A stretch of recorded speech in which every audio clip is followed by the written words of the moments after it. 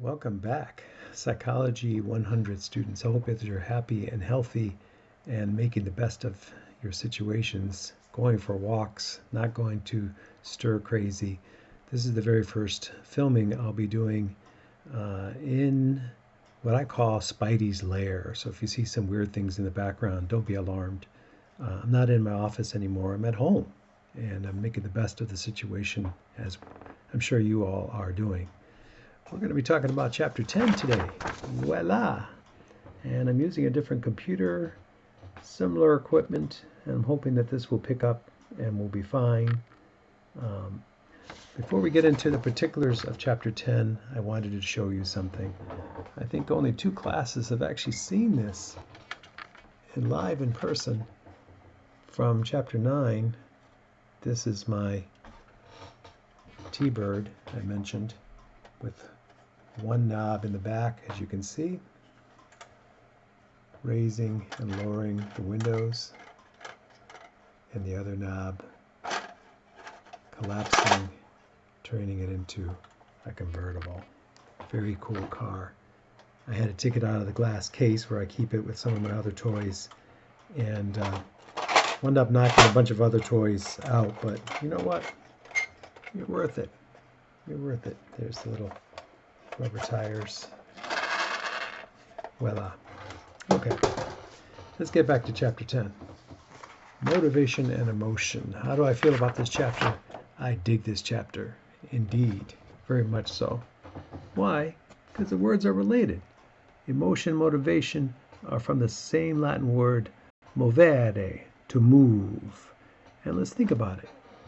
Things that move us. Lots of things move us. Music moves us. Seeing our favorite dish on the table waiting for us to consume can move us. A person's expression, art, a variety of things can move us. What motivates us? Well, that depends. It's very tough because different things motivate different people. Now, for some, a roll of toilet paper might motivate somebody right now, right? Hope you're well supplied or have sufficient amount. One of the reasons I always ask you, what did you think about this chapter? And try to get a response before I tell you how I feel about the chapter, is I know that certain chapters don't motivate you as much as others because you're not as interested in them. Hopefully this chapter will be interesting. So let's talk about motivation first. Motivation is the factors of differing strength that energize, direct, and sustain behavior. I love these definitions. They're so clear and concise. Energize, direct, and sustain behavior. Now I have to work a little harder now because I have to motivate you to be interested in these little boxes, videos. Not quite the same thing. Hard for you to raise your hand and ask a question or see the expression of somebody else, or maybe chit chat a little bit before class starts. That's all part of the social experience. Now, some of you are getting too much social experience because you're locked in with other family members, and some of you have extended family members. So I understand sometimes you need some alone time. I know it's difficult to watch these if you have a bunch of people all around you. I currently closed my door and I put a sign, filming in progress, but who knows if anybody will even notice that and just burst right into Spidey's lair here. This chapter is fascinating because I have to work a little extra hard to keep you motivated. So question, are you intrinsically motivated? Are you motivated just for the act itself? In other words, you're not expecting some kind of reward to come back your way, just for the act itself.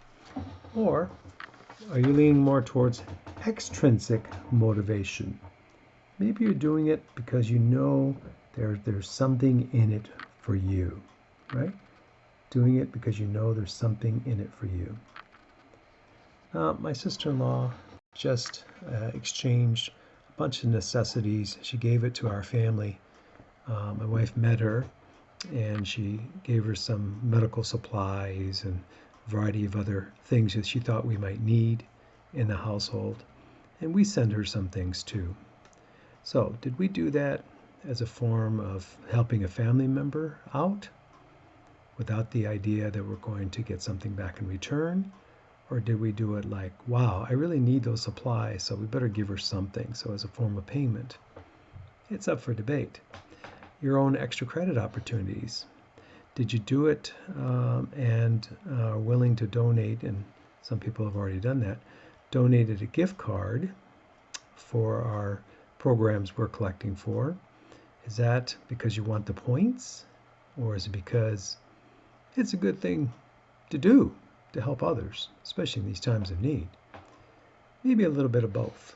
I don't think there's anything wrong with one or the other in that particular case.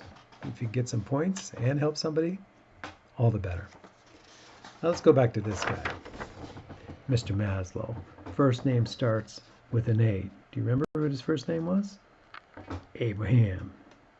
Abraham Maslow. And don't feel like the need to get us all down. The good thing about your computers and your iPads and so forth is you can freeze this stuff and get it all down. Besides, it's in your book, so you don't have to really record all this stuff down anyways. Mr. Maslow, if you recall, a representative co-father of the humanistic perspective, talks about this hierarchy of needs, this trying to climb to the top, to get to the very top so you can be the best person you could be, self-actualized. And this notion that there's a lot of stuff that can hinder you from getting to the top, right? You start at the very bottom with the physiological needs. You get your basic needs, food, shelter, toilet paper, stuff like that. Then you get your security needs. Hopefully you're living in a safe environment. Social needs, you start making friends and loving people, and people love you back. And then you get your esteem needs. You get all those certificates, those diplomas. Start your careers, successes, and then you reach the very top. And Maslow, interestingly enough, said very few of us can get to the very top because stuff keeps us from getting there. Just as we start to rise up, something will bring us down, right? We lose our job, which many people are experiencing. 1 out of 4, apparently, from the latest statistics. So there goes our physiological needs. Our security needs, we can't pay the rent, so they kick us out. Our social needs, our friends all betray us.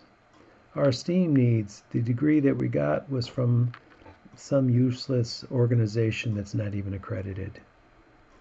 So, as the bumper sticker says, not a direct quote, but stuff happens all the time that keeps us from being self-actualized. And it doesn't mean we can't work towards it, right?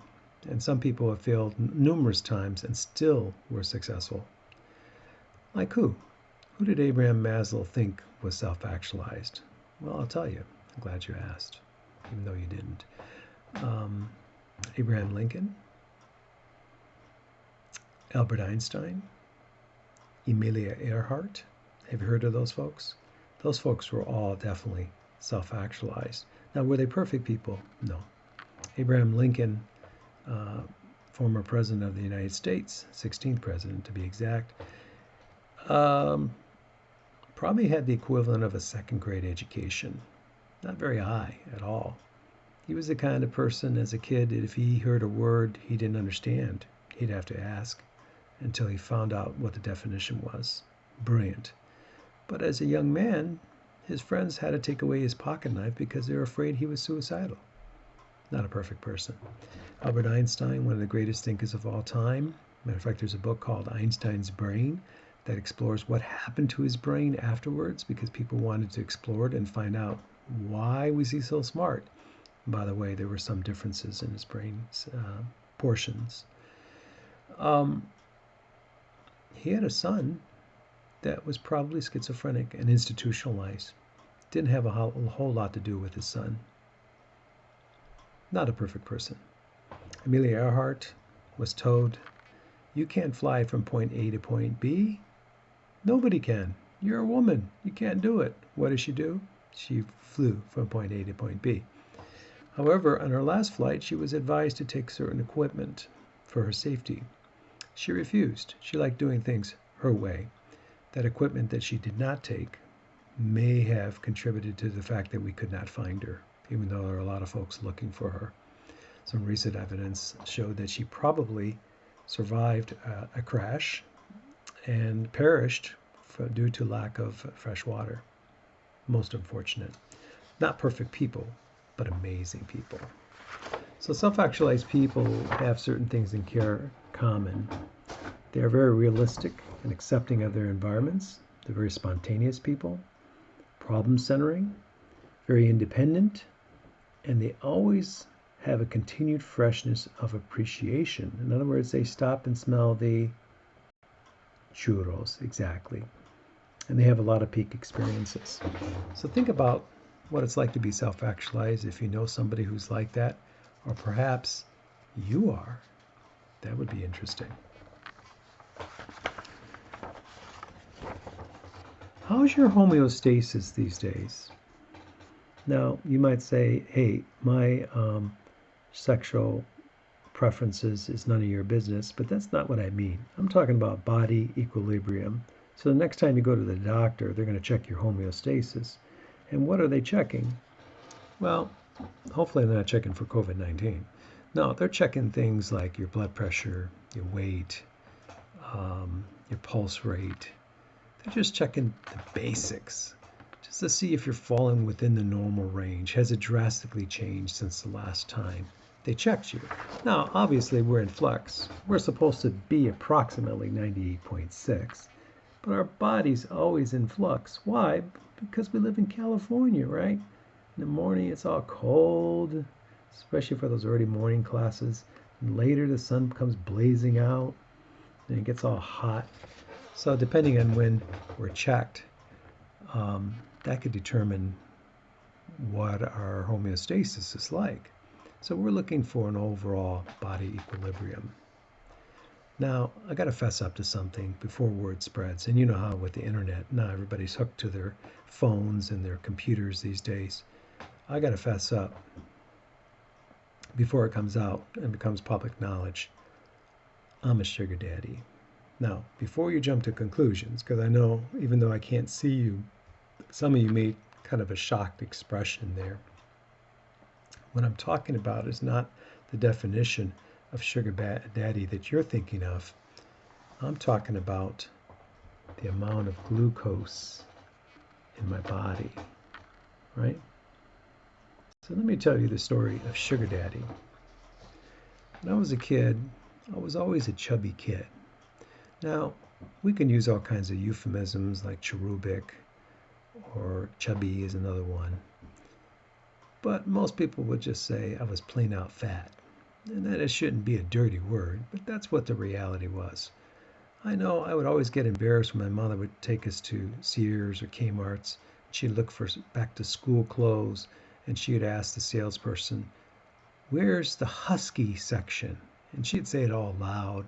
I'd get all red because that's another euphemism for where's the fat kids section, right?